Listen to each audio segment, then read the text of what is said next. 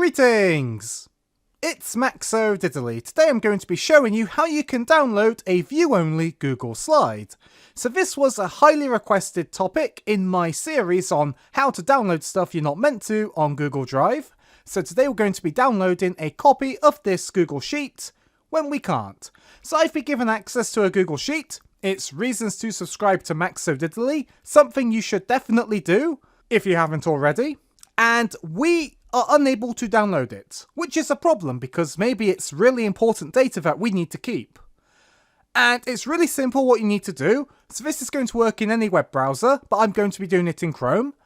So you need to go up to the top where the URL is. And there'll be a slash, then edit, then probably a bunch of text.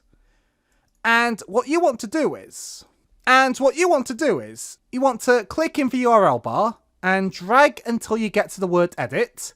So make sure you have edit and then whatever is after the word edit highlighted, then press the delete or backspace key. And now instead type htmlpresent. This will be in the description below for you to copy and paste, but once you do that, hit the enter key. And we have now entered a htmlpresent version of that Google Sheet. And now what we can do is, somewhere on this web page, we can right click and then click Save As. And now you're going to be able to download the web page, which just contains all of the slides. So make sure it's a .html file, and if you have multiple options for HTMLs, make sure it's the web page HTML complete. Once you do that, you can then click the Save button. And once you do that, you need to go to where the file is located, and then you can just click on it to open it up in your web browser. Or if you want to, you can go to right click and then go to open with, then pick another web browser if you want to. Let's open it up in Google Chrome.